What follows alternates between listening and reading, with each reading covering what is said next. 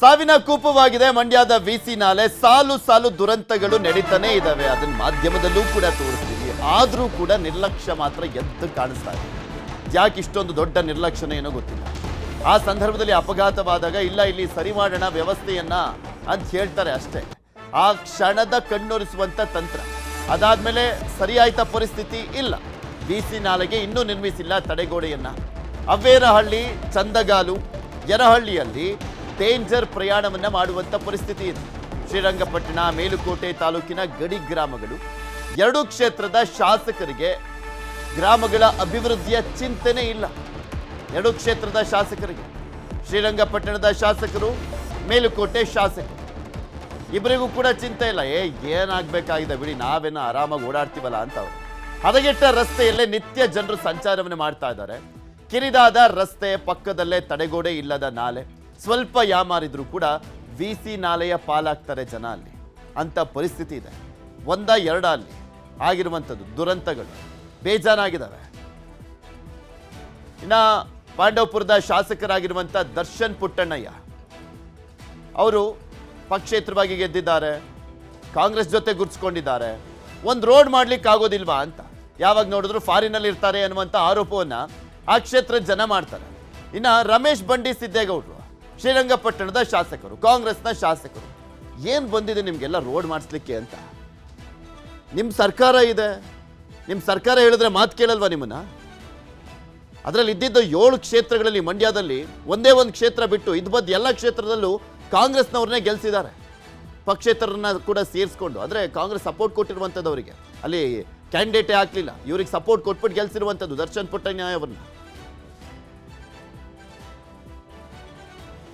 ವಿಭಾಗ ಅನ್ನೋ ಲೆಕ್ಕದಲ್ಲಿ ಇದು ತುಂಬ ಅಂದರೆ ಏನೋ ನಿರ್ಲಕ್ಷ್ಯ, ಏನೋ ಕೇರ್ಲೆಸ್ ಆಗಿ ಇದು ಮಾಡಿಬಿಟ್ಟಿದ್ದಾರೆ. ತುಂಬ ರಸ್ತೆ ಎಲ್ಲ ಹಾಳಾಗಿವೆ. ಒಂದು 15ರಿಂದ 20 ಸ್ಕೂಲ್ ವ್ಯಾನ್ಗಳು ಓಡಾಡ್ತವೆ ಪ್ರತಿನಿತ್ಯ. ಇಲ್ಲಿ ತಡೆಗೋಡೆ ಸಮಸ್ಯೆ ಇದೆ. ಈಗ ಒಂದು 15 ದಿವಸದಲ್ಲೇ ಇಲ್ಲಿ ಒಂದು ಕಾರ್ ಬಿದ್ದೋಗಿತ್ತು. ಅಟ್ಲೀಸ್ಟ್ ಏನೋ ಜೀವೋಪಾಯದಿಂದ ಪಾದಾಗಿದ್ದಾರೆ. ಕಾರ್ ಒಳಗಡೆ ಬಿದ್ದೋಗಿ ಆಮೇಲೆ ಕ್ರೈನ್ ತಂದು ಎತ್ತು. ನಾಳೆ ಶಾಲೆ ಮಕ್ಕಳೆಲ್ಲ ಓಡಾಡ್ತಾ ಇರ್ತಾರೆ, ಸಣ್ಣ ಪುಟಾಣಿ ಮಕ್ಕಳುಗಳು. ನಾಳೆ ಹಂಗಾದ್ರೆ ಏನೋ ದೊಡ್ಡವರು ಕಾಲುವೆ ಒಳಗೆ ಕಾಲು ಬೀಳ್ತು, ಅದೇನೋ ಈಜು ಹೊಡ್ಕೊ ಬಂದರು. ಸಣ್ಣ ಮಕ್ಕಳು ಸೇತುವೆ ಕಾಲುವೆ ಒಳಗಡೆ ಬಿದ್ದು ಅಲ್ಲೂ ಒಂದು ಸಾವಾಗಿತ್ತು. ಮತ್ತು ಎತ್ತಿನ ಗಾಡಿ ಬೀಳುವಂಥದ್ದು, ಆಲ್ರೆಡಿ ಒಂದು ಆಟೋಗಳು ಬೀಳುವಂಥದ್ದು ಎಲ್ಲ ಇಲ್ಲಿ ಸುಮಾರು ಒಂದು ಘಟನೆಗಳು ನಡೆದಿದೆ. ಅದರಿಂದ ಇಲ್ಲಿ ರಸ್ತೆಗಳು ಸರಿ ಇಲ್ಲ, ಮತ್ತು ತಡೆಗೋಡೆ ಇಲ್ಲ.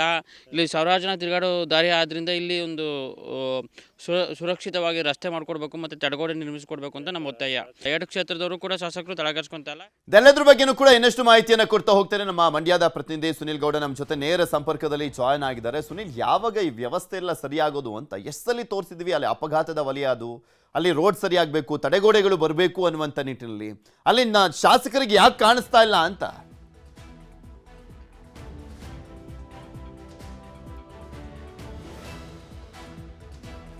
ಸುನಿಲ್, ನನ್ನ ಧ್ವನಿ ಕೇಳಿಸ್ತಾ ಇದ್ರೆ ಅಲ್ಲಿನ ಶಾಸಕರ ನಿರ್ಲಕ್ಷ್ಯ ಯಾಕೆ ಅಂತ?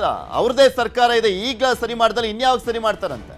ಖಂಡಿತ ಪೃಥ್ವಿ, ಇದನ್ನೇ ಆ ಭಾಗದ ಗ್ರಾಮಸ್ಥರು ಪ್ರಶ್ನೆಯನ್ನ ಮಾಡ್ತಾ ಇರುವಂತದ್ದು. ಕಾಂಗ್ರೆಸ್ ಸರ್ಕಾರ ಇದೆ, ಗ್ಯಾರಂಟಿಗಳನ್ನ ಕೊಡ್ತಾ ಇದ್ದಾರೆ, ಆದ್ರೆ ಸರಿಯಾದಂತ ರಸ್ತೆಗಳನ್ನ ಕೊಡ್ತಾ ಇಲ್ಲ, ಗ್ರಾಮದಲ್ಲಿ ಅಭಿವೃದ್ಧಿ ಆಗ್ತಾ ಇಲ್ಲ.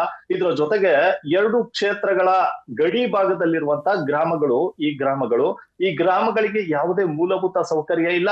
ಇದ್ರ ಜೊತೆಗೆ ಆ ಗ್ರಾಮಕ್ಕೆ ಸಂಪರ್ಕವಾಗಿರುವಂತ ವಿಸಿ ನಾಲೆ ರಸ್ತೆ ಏನಿದೆ, ಸುಮಾರು 3 ಕಿಲೋಮೀಟರ್ ವ್ಯಾಪ್ತಿ ಇರುವಂತ ಈ ರಸ್ತೆ ಇದು. ಇಲ್ಲಿ ಸಾಕಷ್ಟು ಶಾಲಾ ವಾಹನಗಳು ಓಡಾಡ್ತವೆ, ಶಾಲಾ ಮಕ್ಕಳುಗಳು ಓಡಾಡ್ತಾರೆ. ಪ್ರತಿನಿತ್ಯ ನೂರಾರು ವಾಹನಗಳು ಅಲ್ಲಿ ಓಡಾಡುವಂತ ಸಂದರ್ಭದಲ್ಲಿ ಅಲ್ಲಿ ತಡೆಗೋಡೆ ಇಲ್ಲ. ತಿರುವಿನಲ್ಲಿ ಬಂದಂತವ್ರು ಸೀದವಾಗಿ ವಿಸಿ ನಾಲೆಗೆ ಹೋಗುವಂತ ಕೆಲಸ ಆಗ್ತಿದೆ. ಸಾಕಷ್ಟು ಬಾರಿ ವಿಸಿ ನಾಲೆ ದುರಂತಗಳು ನಡೆದ್ರೂ ಕೂಡ ಯಾರು ಕೂಡ ಎಚ್ಚೆತ್ಕೊಳ್ತಾ ಇಲ್ಲ. ನಿಮ್ಗೆ ತೋರಿಸ್ತಾ ಇದ್ವಿ ವಿಸಿ ನಾಲೆಯ ಪರಿಸ್ಥಿತಿ ಹೇಗಿದೆ ಅನ್ನುವಂಥದ್ದನ್ನ.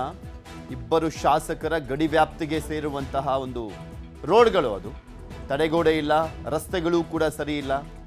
ಯಾವಾಗ ಈ ರೋಡ್ಗಳಿಗೆ ಗ್ಯಾರಂಟಿ ಅನ್ನುವಂಥ ಪ್ರಶ್ನೆಯನ್ನ ಮಾಡ್ತಾ ಇದ್ದಾರೆ. ನಿಮ್ಗೆ ತೋರಿಸ್ತಾ ಇದ್ದೀವಿ ನೋಡಿ ಯಾವಾಗೆಲ್ಲ ದುರಂತಗಳು ನಡೆದಿದ್ದಾವೆ ಅಂತ. 2018 ನವೆಂಬರ್ 24 ಕನಗನಮರಡಿ ಬಳಿ ಬಸ್ ಬಿದ್ದು 31 ಜನ ಸಾವನ್ನಪ್ಪಿದ್ರು. ಅಲ್ಲಿ ದೊಡ್ಡ ದುರಂತ ಅದು. ತಿಬ್ಬನಹಳ್ಳಿ ಬಳಿ ಕಾರು ಪಲ್ಟಿಯಾಗಿ ಓರ್ವ ಸಾವನ್ನಪ್ಪಿದ್ರು 2023ರಲ್ಲಿ ಜುಲೈ 27ನೇ ತಾರೀಕು. 2023ರಲ್ಲೇ ಜುಲೈ 29ನೇ ತಾರೀಕು ಗಾಮನಹಳ್ಳಿ ಬಳಿ ಕಾರು ಬಿದ್ದು 4 ಸಾವನ್ನಪ್ಪಿರ್ತಾರೆ.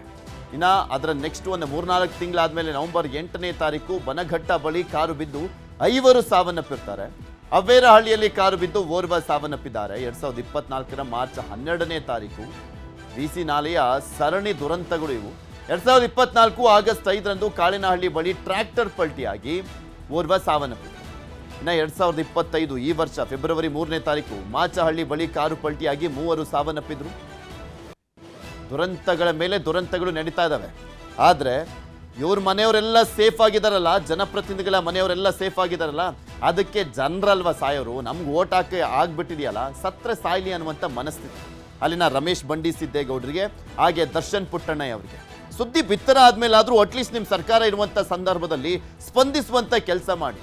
ಅಧಿಕಾರ ಇರುವ ಟೈಮ್ನಲ್ಲಿ ಇದೊಂದು ಗ್ಯಾರಂಟಿ ಕೊಟ್ಬಿಡಿ, ಜನ ಇನ್ನೇನು ಕೇಳ್ತಾ ಇಲ್ಲ ನಿಮ್ಮನ್ನ. ಯಾಕೆಂದ್ರೆ ಅಲ್ಲಿ ಓಡಾಡ್ಲಿಕ್ಕೂ ಕೂಡ ಭಯ ಪಡುವಂಥ ಪರಿಸ್ಥಿತಿ ಇದೆ. ನೋಡೋಣ ಸ್ಪಂದಿಸುವಂಥ ಕೆಲಸ ಮಾಡ್ತಾರಾ ಇಲ್ವಾ ಅಂತ.